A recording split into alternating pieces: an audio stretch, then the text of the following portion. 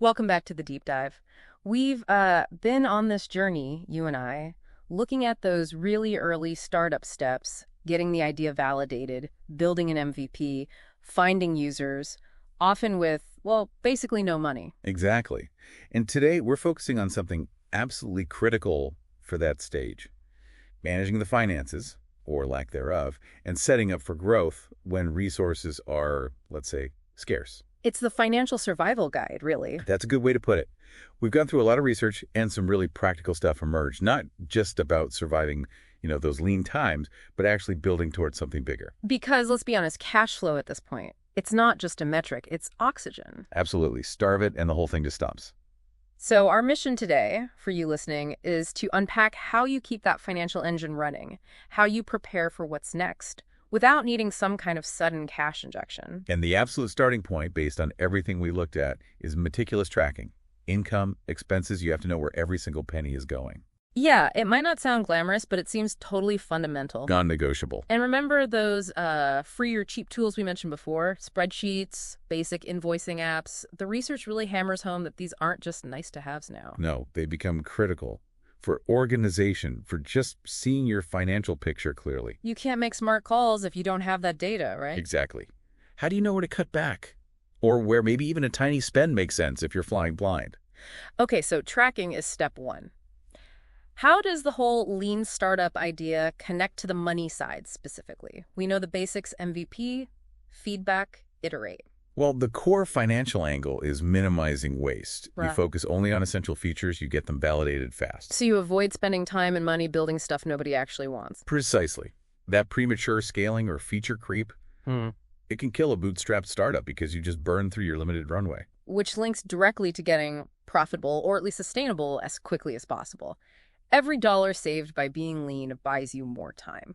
And that lean thinking has to go beyond just the product. It's every single spending choice. The sources sort of challenge you, don't they? Like asking. Yeah, asking, do you really need that premium subscription right now? Is there a free version? Could you maybe barter for that service instead of paying cash? It's about extreme resourcefulness. Right, that constant question. It becomes a survival habit. Okay, and that lean approach also means being ready to pivot, yeah, if the initial idea isn't quite working. Definitely. And the research suggests being bootstrapped can actually be an advantage here. How so? Because you're more agile. Exactly. You haven't sunk, millions into one specific path. Changing direction mainly costs you time and effort, not unwinding huge financial commitments. Less inertia. You've mostly invested sweat equity, so you're more flexible. That flexibility is a massive asset when you have limited funds. Okay, but how do you figure out when to pivot versus just tweaking things? That brings us to KPIs, right? Key performance indicators. Yes, because you need objective data, not just gut feeling. Yeah. KPIs tell you what's actually happening. Are people engaging? Are they converting? Or are they dropping off? They help you see what's working and, crucially, what's not. And the sources stress choosing KPIs that actually align with your specific business goals at that moment, not just vanity metrics. So give us some examples. What should a startup on a zero budget be looking at? Well, basic user growth is often key. Customer acquisition costs, even if it's just your time, what's it costing to get one user? Conversion rates are huge too. Website visitors to signups to active users, whatever makes sense for your model.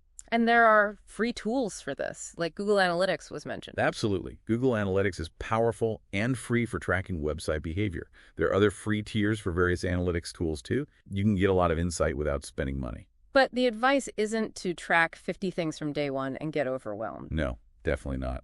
Start simple. Pick 2 or 3 metrics that are absolutely vital right now. Track them consistently. And then use that data to make decisions. Exactly. Use it to adjust. Are you seeing engagement drop? Maybe that feature isn't right. Is one marketing channel bringing 0 results? Stop spending time there. It's about data-driven adjustments. It forces you to answer those hard questions. Is this actually working? Precisely.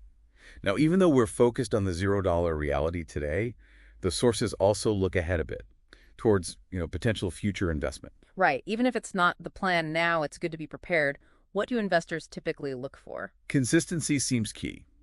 They want to see traction, real evidence. People want your product. They want to see you understand your market deeply. And, crucially, a clear plan for growth. And underlying all that? A solid grasp of your financials. Even if the numbers are small, they want to see you understand them and manage them responsibly. Which brings us right back to where we started, that meticulous record keeping. Yes, it's about building your business's financial story. Every income source, every expense. It helps with cash flow now. And it demonstrates competence and responsible management if you ever do talk to investors. It shows you treat the finances seriously, even when they're tiny. So building that strong financial foundation isn't just for potential investors, it's vital for long-term health regardless. Absolutely. It gives you clarity, helps you make better decisions, and sets you up for sustainable operations, whether you raise money or not. Okay. So wrapping up the main takeaways, it sounds like bootstrapping successfully is really a marathon, not a sprint. Definitely. The sources acknowledge there will be bumps, setbacks. The key is focus, adaptability, and just a relentless drive towards profitability, however you define that early on. So the core principles we've pulled out are hypervigilant cash flow management, Really embracing that lean methodology and everything. tracking the right KPIs diligently. And just constantly learning and iterating based on what the data in the market tell you. Right. It's an ongoing process. Always. And next time, we'll build directly on this. We're going to dive into free and low-cost marketing strategies.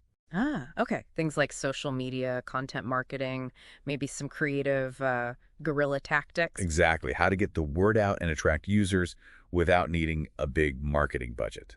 Essential stuff for this stage. Perfect. Well, thanks for diving deep with us today. Hopefully this gives you some practical frameworks for managing the money side of your early stage venture. Yeah, absolutely. And maybe something to think about as you reflect on this. What's the one financial metric, maybe just one KPI, that you'll commit to tracking really closely starting now?